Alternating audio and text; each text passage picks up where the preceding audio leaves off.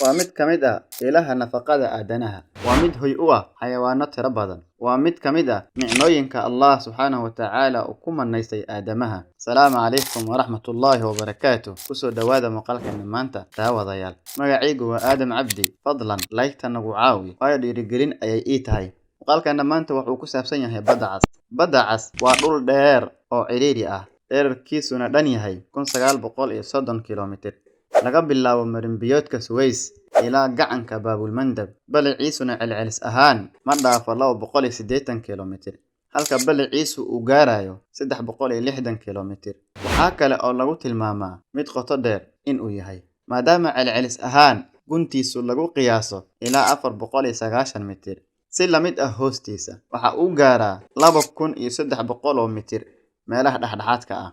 Badda Cas waxay ku jirtaa kaalinta 11aad marka loo eego badkeeda. Badkeedu waa 438,000 oo kiiloomitir oo laba jibaaran.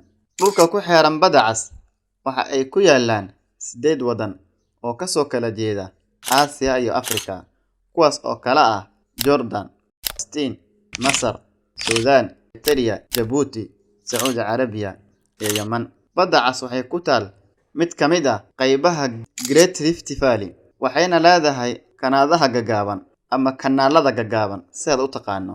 Waxaana lagu tiraa inay hoy u tahay tiro aad u badan oo noole badeed ah iyo Rift Coral. Marka laga soo tago in ka badan 1000 nooc oo ah xayawaanada aan laf-dhabarka lahayn. Waxaa kale oo loo arkaa mid ka mid ah badaha laga helo qaybaha waqooyi ee gobolka kulaylayaasha Georgia. Badda Cas waxa ay ku dhisnayd markii ay jasiiradda Carabta ka go'day qaaradda Afrika, taas oo ka dhalatay dhaqdhaqaaqii fitnada Badda Cas.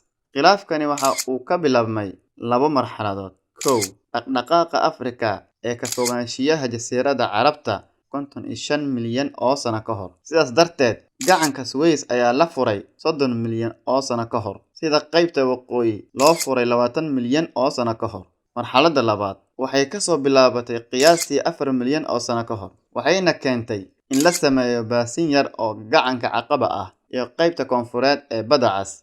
Dhaqdhaqaaqa taariikhda ayaa weli sii socda, iyadoo dhaqdhaqaaqa dhulgariirka iyo volcaniga ay tilmaamo u tahay tan. Sababta loogu magac daray oo loogu magac bixiyay Badda Cas waxay ahayd in Badda Cas ay qaadatay magacyo badan taariikhda oo dhan, sida Badda Calcium, Badda Abyssinia iyo Badda Faris.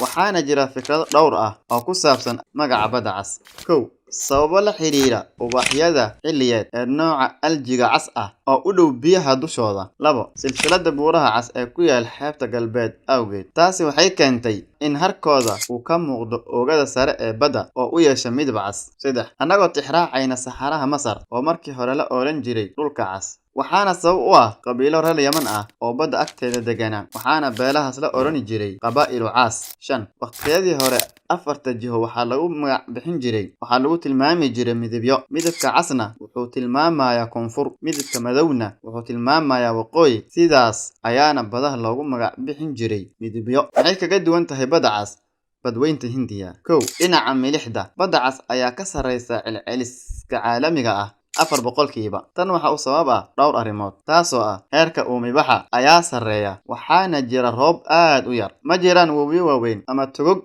badda ku qulqula. Xiriirka xadidan oo lala yeesho badweynta Hindiya, taas oo milixdeedu ay ka yar tahay. Tirada jasiiradaha volcano ee badda ayaa sii kordhaya, intooda badan dabcan waa kuwa aan shaqayn. Laakiin sanadkii 2007 volcano ku yaal Jabal al-Ta'ir Island ayaa si xun u qarxay. Faa'iidooyinka badda waa mid ka mid ah ilaha nafaqada aadamaha. Badaha ayaa hoy u ah xayawaano badan oo ku nool biyaha, taas oo iyadana ka dhigan tahay qiyaastii 16% wadarta borotiinada xoolaha ee laga isticmaalo caalamka. Marka lagu daro isticmaalka tiro ka mid ah dhirta aljiga iyo bata ee karinta. 3. Iyadoo sidoo kale waa iyada oo loo marayo badaha in cuntooyinka qaarkood laga soo saari karo sida subaga, lowska iyo caanaha soyka. Waa mid ka mid ah dariiqyada ganacsi ee isku xiri jiray wadamada, korna u qaaday isweydaarsiga dhaqamada ee shakhsiyaadka, iyadoo khataraha la xidhiidha badda sida qarqashada ay muddo kadib dhiirigelin u ahayd shakhsiyaadka iyo bulshada si ay u soo saaraan sharci qeexaya xuquuqda maraakiibta iyo badmaaxinta. Ka qayb qaadashada iskaashiga u dhexeeya dalalka wadamada ayaa ku heshiiyey in la sameeyo heshiis caalami ah oo wada jira oo la xiriira badaha. Waa cahdiga qaramada midoobay ee sharciga badaha